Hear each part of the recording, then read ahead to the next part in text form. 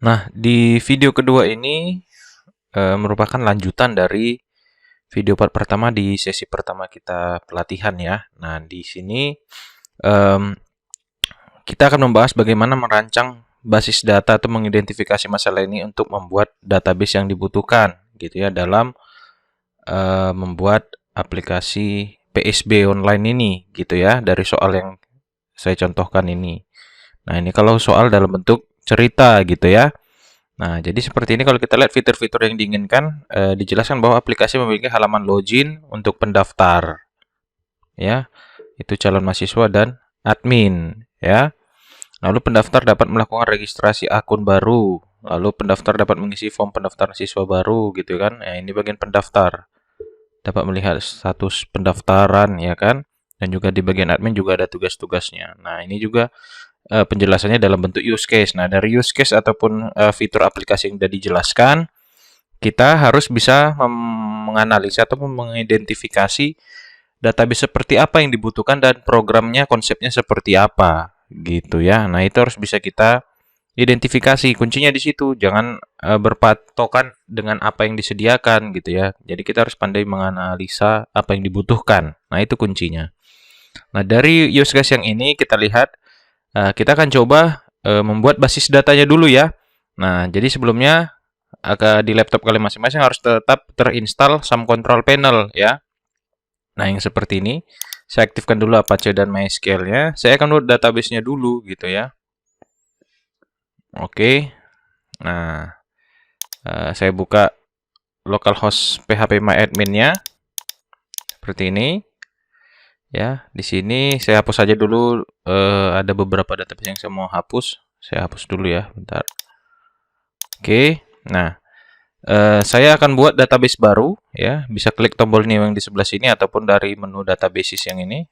Nah, oke, saya buatkan nama database misalnya PSB. Lalu create.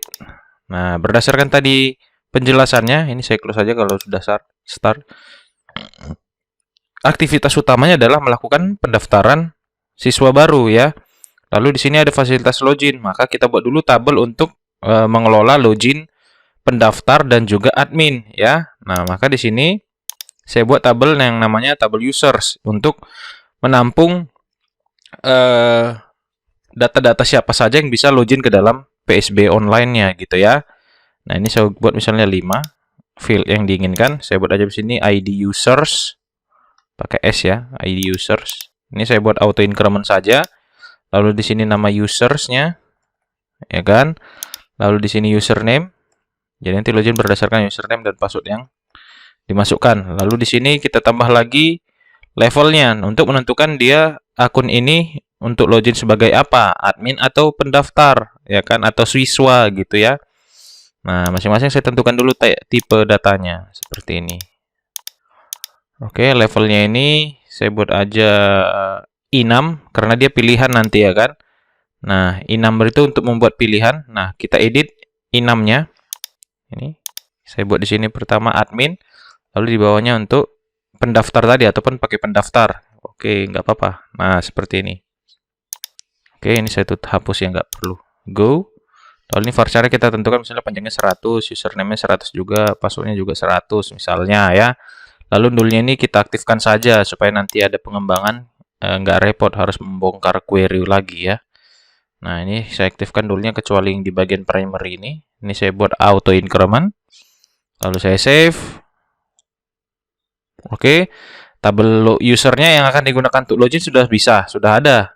Lalu dibilang di sini pendaftar dapat melakukan registrasi, berarti kita buat selanjutnya adalah tabel untuk menampung data pendaftarnya, ya kan? Data-data pendaftarnya, ya, begitu ya. Nah, dan juga di sini dibilang nih pendaftar dapat mengisi form pendaftaran, berarti kita buat tabel untuk menyimpan data yang berasal dari form pendaftaran. Maka saya buat tabel baru di sini di database PSB tadi, tambahkan tabel baru misalnya namanya daftar misalnya. Nah, kita buat aja misalnya ada datanya yang dibutuhkan apa. Jadi tergantung identifikasi kita ya. Saya buat di sini 9. Nah, datanya untuk pendaftaran siswa baru apa aja yang dibutuhkan kan gitu maksudnya ini ya. Nah, pertama kita buat di sini ID daftar misalnya. Ini yang sederhananya saja ya. Lalu nama. Nama lengkap misalnya gitu ya, ataupun oh sorry, karena tadi kan ada hubungan dengan user ya. Karena tadi kan dia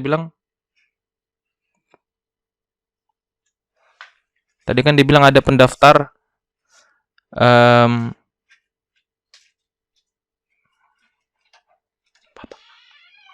tadi bilang kan ada pendaftar berhubungan dengan login ya kan. Nah, berarti kan kita ambil primary key-nya tadi yang dari tabel users tadi. Ini saya tuliskan users. Lalu di sini nama lengkap gitu. Jadi nanti kita bisa tahu oh ID user mana ini yang mendaftar gitu ya. Nah, ini fungsinya. Nama lengkap, misalnya ini Jenkel. Di sini tanggal lahir misalnya. Lalu ini alamat misalnya atau tempat lahir.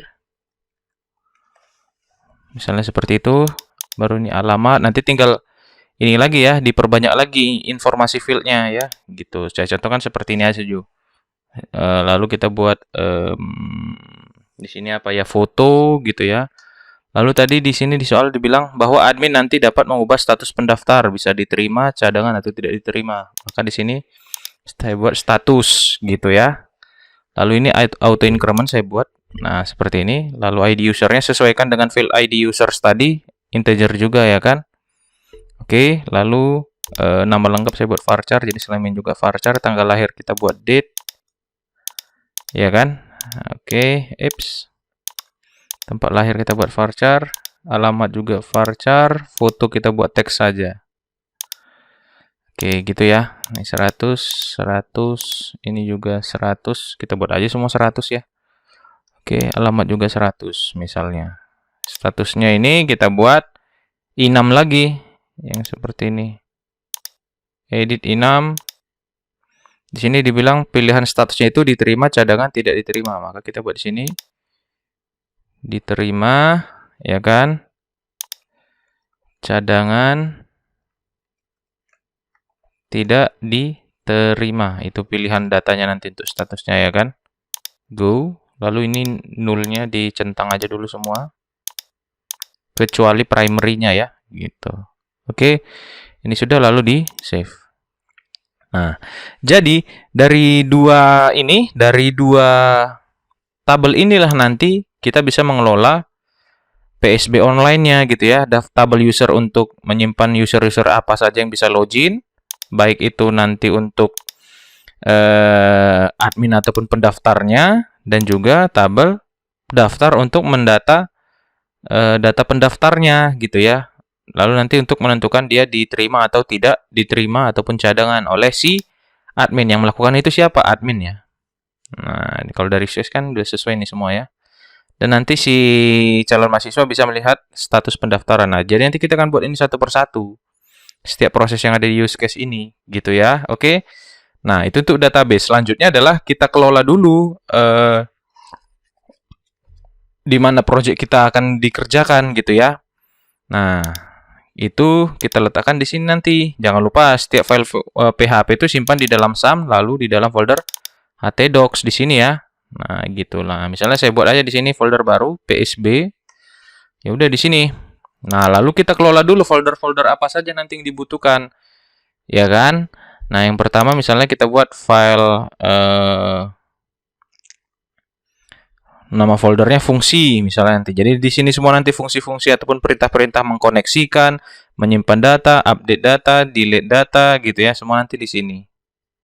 Ya, lalu nanti kita buat lagi folder yang namanya partisi untuk nanti mengelola template website kita ya, supaya nggak kita repot mengedit-edit lagi atau membongkar-bongkar desainnya ketika ada perubahan. Jadi nanti kita akan buat dalam bagian-bagian kecil tampilan di website kita gitu ya. Nah, misalnya seperti ini aja. Nah, itu dulu kita buat di project kita. Nah, langsung kalau sudah kita buat sini folder seperti ini, yang kita butuhkan, ini kan ada bagian penilaian ya dari assessment yang kemarin yang saya jelaskan di video sebelumnya, bahwa yang mau diuji itu di kalian itu adalah yang ini kan. Nah, kalian harus bisa mengelola sumber dayanya ini, menyusun fungsi, file-file, sumber daya yang ada di dalam project kita untuk lebih rapi lagi organisasinya gitu ya. Ya ini salah satu penilaiannya. Kita sudah menyimpan ataupun mengelola data-datanya sesuai dengan kebutuhannya dengan rapi gitu ya. Nah, selanjutnya adalah saya membuka VS Code saya, Visual Studio. Saya pakai Visual Studio editornya, terserah kalian mau pakai apa, tapi saya di sini biar enak mengerjakannya saya pakai Visual Studio Code. Kalau mau pakai silakan diinstal ya. Nah, saya buka folder PSB tadi yang ada di htdocs dengan membuka file lalu pilih open folder. Ya, seperti ini saya buka folder tadi di mana di C ya kan. SAM di mana instalasi SAM kalian lah gitu ya. PSB di sini. Oke, select folder. Ya. Nah, ini sudah. Nah, di sini kan sudah masuk ya. Nah, yang pertama sekali kita buat apa? Kalau kita lihat di sini di VS Code-nya kan datanya kan ataupun foldernya sudah aktif di folder PSB saya ini. Ini kan sudah di folder PSB ya. Nah, yang pertama adalah saya buat file untuk melakukan koneksi ke database yang sudah ada gitu ya. Nah, itu di mana saya simpan? Saya simpan di dalam folder fungsi nanti. Nah, di sini. Ini kan masih kosong ya. Nah, jadi kalau untuk membuatnya itu tinggal saya buat aja seperti ini perintahnya. Di folder fungsi saya klik kanan karena saya mau menyimpan file koneksinya di sini. Lalu saya pilih new file, lalu saya tuliskan nama filenya di sini apa. Misalnya saya buat aja koneksi.php. Udah. Nah, di sini saya tuliskan kode untuk melakukan koneksi di PHP-nya. Untuk melakukan koneksi itu kan dibutuhkan hostnya siapa, kan gitu ya. Nah, kalau pakai SAM kan hostnya itu localhost, kan gitu. Harus masih ingat ya untuk melakukan koneksi. Usernya siapa? Usernya itu sudah pasti kalau SAM itu pakai root, ya kan? Passwordnya apa? Jangan lupa pakai $, password. Ya kan? Lalu di sini kosong kalau SAM. Lalu DB-nya apa? Nama database-nya apa? Apa tadi? PSB. Oke. Nah, itu kan isi untuk konfigurasi connect ke MySQL-nya ya. Lalu kita buat variabel con. Saya persingkat aja seperti ini. Isinya adalah new MySQL. Udah. Di sini saya tuliskan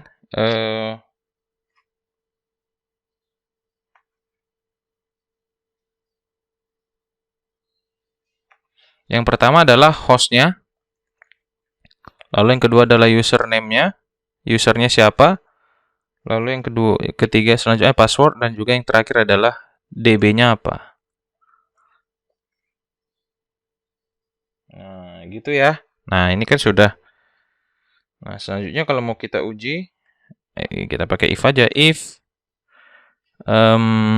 MySQL underscore connect error. Nah, jadi ini untuk mencek apakah ada error gitu ya. Connect error. Nah, yang ini. Seperti ini ya.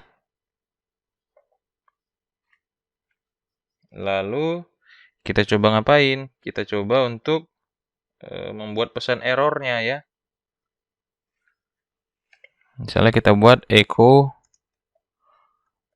koneksi gagal. Misalnya seperti itu ya. Lalu kita kasih fungsi MySQL connect error. Oke. Nah, seperti ini. Nah, kita coba jalankan nanti file koneksinya ini terlebih dahulu ya. Nah, misalnya saya jalankan aja di sini. Saya panggil localhost ya kan, /psb /fungsi, kan file koneksi di dalam folder fungsi kan. Fungsi /koneksi.php. Nah, kalau tidak ada muncul apa-apa berarti kita sudah terhubung. Ya, maka ini kan ini kondisi untuk menentukan apakah ada koneksi yang error. Kalau ada muncul nanti pesannya ini koneksi gagal gitu ya. Nah, ini ya berarti kita sudah terkoneksi nih dengan program, antara program dengan database kita gitu ya. Nah, selanjutnya adalah kita tinggal membuat desainnya. Nah, jadi nanti ini nggak diakses nih, file fungsi ini, folder fungsi ini nggak kita akses. Nanti yang mengakses file PHP yang lain gitu. Kita hanya menguji koneksinya dulu gitu ya. Nah, selanjutnya adalah kita buat desainnya dulu, desain halaman websitenya gitu ya. Nah, kalau kita lihat di penilaiannya harus ada memanfaatkan apa ya, library pre-existing gitu kan, ataupun komponen-komponen dari pihak ketiganya. Ya, jadi di sini kalian dituntut nanti harus bisa menggunakan sebuah framework yang disediakan oleh pihak ketiga dalam menyelesaikan masalah yang ada gitu ya. Nah, contohnya untuk desainnya kita akan pakai framework Bootstrap ya untuk mendesain halaman website kita lebih baik dan lebih cepat gitu ya. Nah, kalau dilihat di website resminya tinggal tuliskan aja di website di Google Get Bootstrap. Nah, lihat di sini kita ambil yang ini. Yang paling atas, nah, halaman websitenya getbootstrap.com. Nah, ini tinggal pilih tombol Get Start, ya kan? Lalu di bagian sini tinggal kita ambil starter template-nya ini. Oke. Nah, udah. Lalu kita akan buat file index-nya di sini. Jadi website itu kan ada root file-nya. Root file-nya itu harus bernama index.php gitu ya. Nah, di sini kan tadi file kita di dalam folder fungsi ya, yang ini tadi. Ya. Nah, jadi kita akan buat itu. File index.php-nya bukan di dalam fungsi, tapi di luar. Di sini ya, kalau kita lihat di sini, nanti file index.php-nya kita simpan di sini. Oke. Nah, di VS Code, ini kan tadi aktif kita di sini. Saya klik aja di tempat yang kosong ini. Nah, seperti ini, lalu saya pilih new file. Saya tuliskan di sini index.php. Udah. Lalu ini kita paste. Ya kan? Nah, saya paste ini, saya save. Nah, ini desainnya kira-kira sudah starter template-nya sudah ada. Lalu tinggal saya refresh. Ya, saya refresh ya. Saya jalankan ulang dengan menuliskan ini localhost/psb.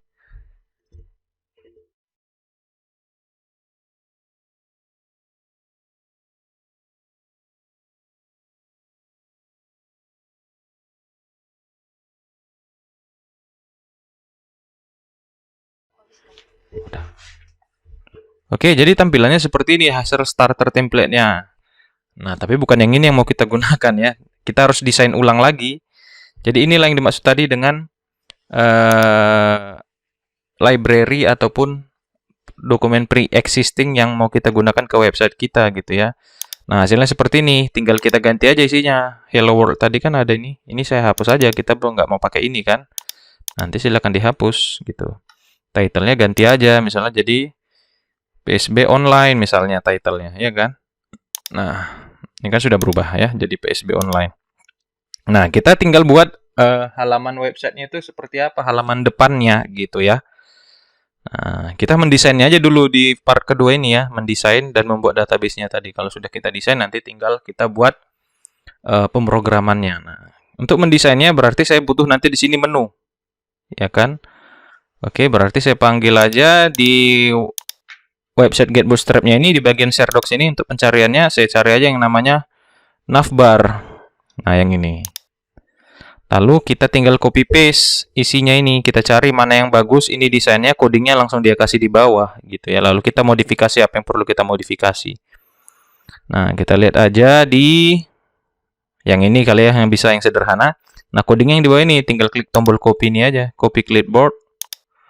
Lalu isinya itu kita terletakkan di sini di dalam body. Nah, yang komentar-komentar ini boleh kita hapus biar nggak terlalu makan banyak tempat di codingan kita ya.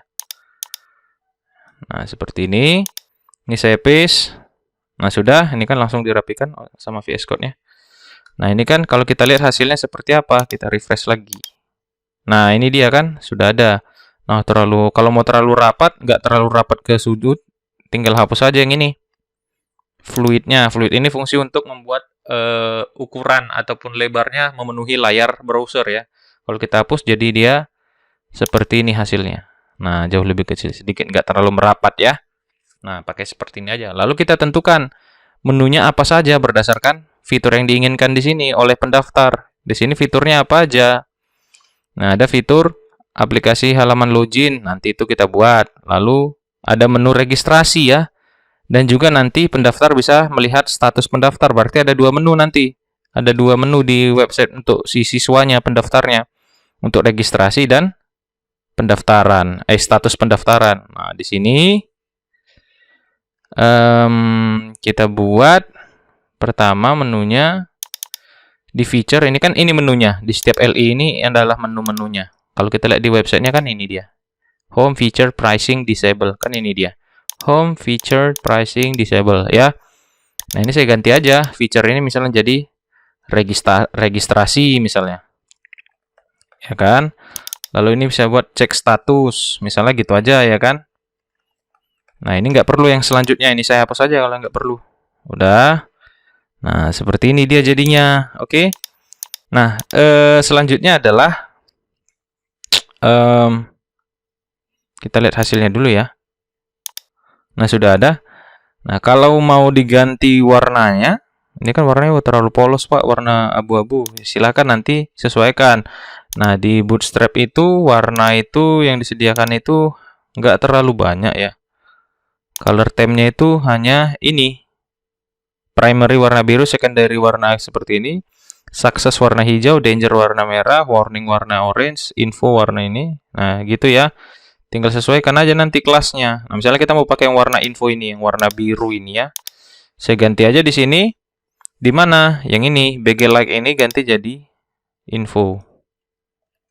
Save.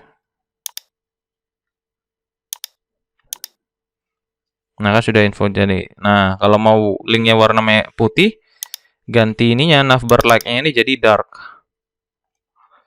Ya, refresh. Nah, sudah ada putih. Tapi terserah mau pakai dark atau light ya. Nah, ini dia. Oke. Nah, selanjutnya kita buat footernya. Ya, boleh-boleh aja. Kita buat aja footernya di bawah. Kalau mau pakai footer ataupun untuk kontennya kan. Nah, kita kasih keterangan. Ataupun apa ya. Di bawahnya ini saya tambah div dengan kelas container. Ini untuk membuat canvas baru, canvas di website kita. Lalu saya buat satu row lagi, div row, untuk membuat baris pertama. Ini div dengan call cmd. Ini untuk membuat column sebanyak 12 ukurannya ya. Ukuran maksimal kolomnya 12. Jadi kalau kita lihat di sini, kolomnya ada satu dengan ukuran lebarnya 12 gitu ya. Size-nya itu medium, oke. Nah, ini bisa kalian kasih keterangan di sini dengan komentar. Kan tadi ada best practice-nya kan. Nah, kasih komentar HTML di sini. Ini untuk apa? Ya kan, misalnya saya buat di sini bagian konten website. Misalnya seperti itu. Lalu kasih penutupnya lagi di sini penjelasannya. Ya kan, bagian penutup konten. Misalnya seperti itu. Itu best practice-nya yang dimaksud ya untuk penilaiannya. Oke. Nah, ataupun di sini pun boleh. Ini kita pindahkan di sini. Di baris ini. Ini untuk baris ini ya gitu misalnya. Nah, seperti ini. Saya buat di bawahnya. Nah, biar kelihatan tahu oh ini adalah baris untuk konten gitu. Yang di dalamnya ada satu kolom. Nah, untuk membuat footernya misalnya tambah lagi div dengan kelas row. Di dalamnya ada div dengan kelas call cmd, bukan cmd, md12 misalnya seperti ini. Lalu kita buat paragraf, kita buat aja simbol copyright ya, copyright 2021 misalnya sini TUK ICT UMI misalnya seperti itu. Nah, ini kan sudah ada, cuman dia rapat terlalu mepet ya. Nah, isinya ini kita buat aja apa isinya di indeksnya. Selamat datang ya kan, ataupun pakai heading lah ya, pakai H3. Selamat datang di website PSB online misalnya. Oke, refresh. Nah, ini kan sudah ada ya. Atau kita mau buat di tengah, tinggal tambahkan kelas text center. Jadi kalau Bootstrap itu tinggal kita memanfaatkan kelas-kelas yang disediakan. Ini karena saya sudah tahu ya, kelas untuk membuat rata tengah itu namanya teks garis hubung center. Nah, seperti ini. Ini kalau terlalu rapat, di kontainernya kita kasih padding jarak atas bawahnya. Nah, untuk buat jarak atas bawahnya gunakan PY, padding top and bottom. PY itu sumbu Y gitu ya, untuk bagian atas dan bawahnya. Ini kita buat misalnya 4 ataupun 5 atau 3, 4 lah ya. Nah, biar nanti nggak terlalu rapat nih antara isinya yang ini dengan navigasinya ini, dengan link kita, menu kita. Nah, seperti ini.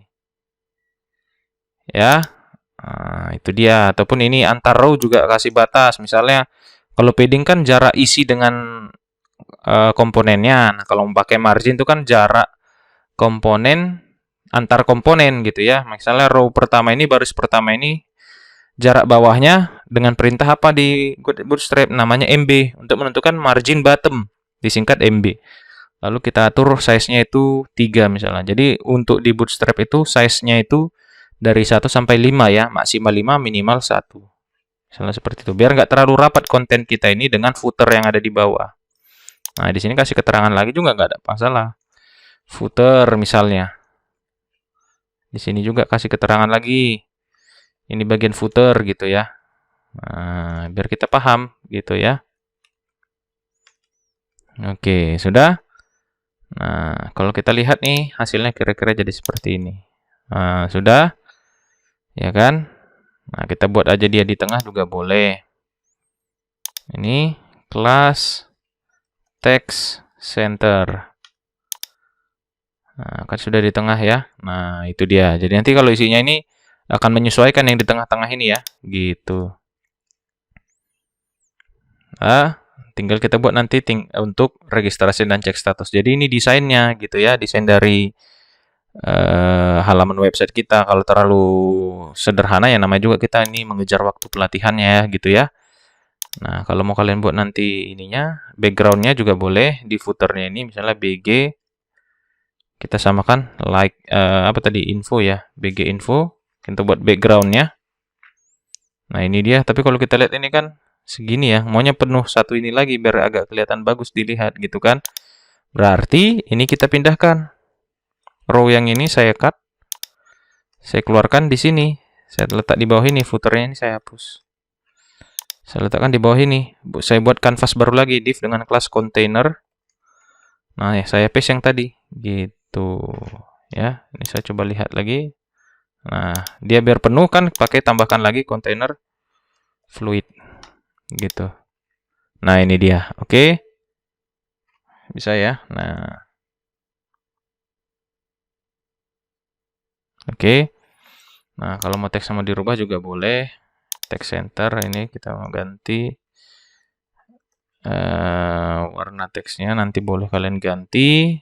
Lalu kalau ini terlalu mepet ke atas, kita buat di row-nya ini. Nah, di sini kalau nggak salah kita pakai PY 2 atau 3 lah ya. Jarak paddingnya. Wah, terlalu tebal. 1, kita lihat dulu hasilnya. Kalau 1 seperti apa? PY auto. Coba saya buat auto ya. Atau enggak seperti itu, atau ini yang saya buat auto. Sebentar, saya pindahkan di sini biar dia rata di tengah. Dia ini kan terlalu ke atas teksnya. Bukan PY atau MY. Sebentar ya, saya coba dulu.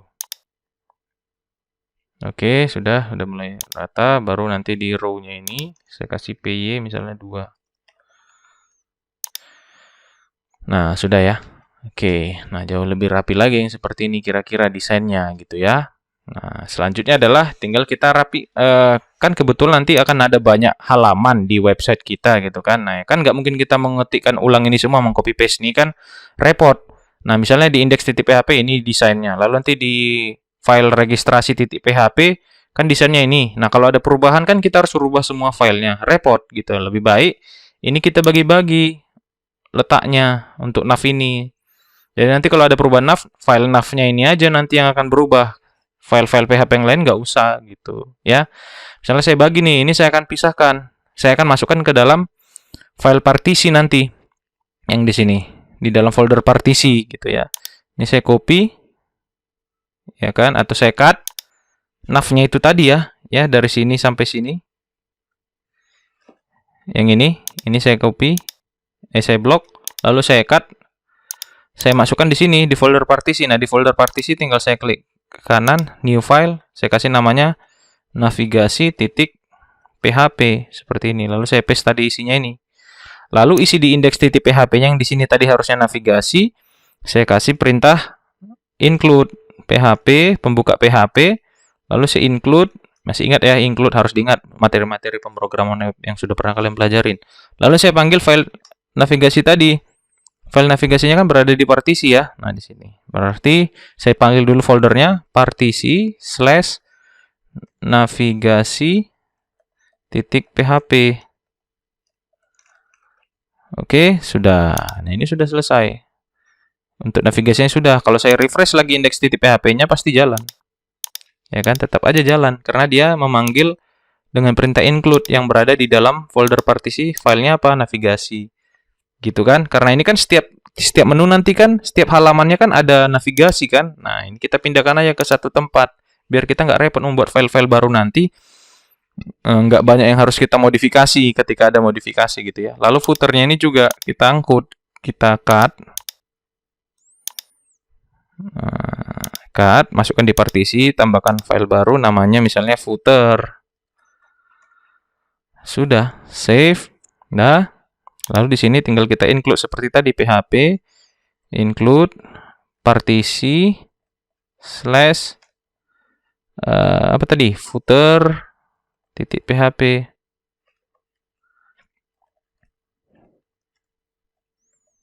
Udah. Save, kita lihat hasilnya. Nah, sama aja sih. Nah, ini dia tampilannya. Nah, kalau misalnya di navigasi tadi kita mana? Ini kan navigasi, saya mau rubah linknya ya, nggak masalah di sini. Nah, ini linknya misalnya saya arahkan di sini registrasi.php.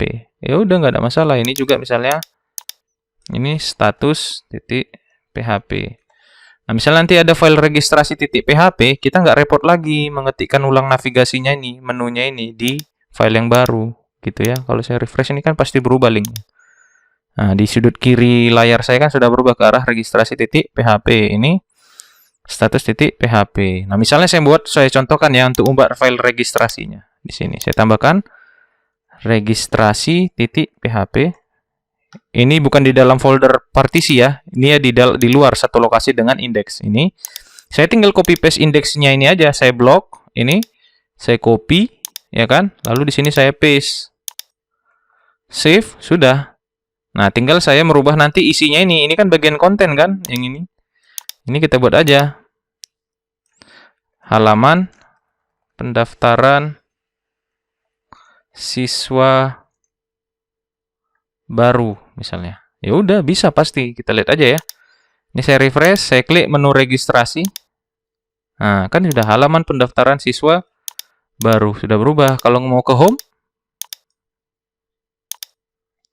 kita lihat dulu kenapa dia. Oh, masih kosong home-nya ya. Sorry. Di navigasi, ini kita arahkan home-nya ini ke href-nya apa? Index.php ya kan? Oke, sudah refresh. Nah, sudah pindah lagi kan? Nah, jadi kita kan nggak repot mengelola ini navbarnya. Karena kan di setiap halamannya nanti kan pasti ada navigasinya kan? Di indeks ada, di status juga nanti harus ada navigasinya. Jadi saya nggak akan repot-repot lagi mengetikkan ulang navigasi dan footernya. Padahal itu kan berulang-ulang, sama aja isinya kan? Nah, jadi tinggal saya memodifikasi isi kontennya yang berada di tengah-tengah ini. Gitu. Yang ini kan tadi index.php kan kontennya ini. Ini index.php itu kontennya ini. Ini kan selamat datang di website PSB online. Di registrasi.php ini. Ya kan? Nah, udah. Kita tinggal merubah isi kontennya aja. Untuk navigasi dan footernya kan sama. Nggak usah kita ganti-ganti lagi karena sudah dipanggil dari folder partisi kedua file itu. Gitu ya. Nah, itu dulu cara mendesainnya. Nanti selanjutnya tinggal lihat di video selanjutnya setelah video ini ya. Bagaimana membuat desain formnya dan juga programnya. Nah, itu dulu di video ini, pahamin dulu, pelajari lagi, baru lanjut ke video selanjutnya ya. Nah, itu saja yang bisa saya berikan di video ini. Silakan lanjut lagi untuk melihat video di playlist pelatihan JWD untuk bulan Oktober 2021. Terima kasih.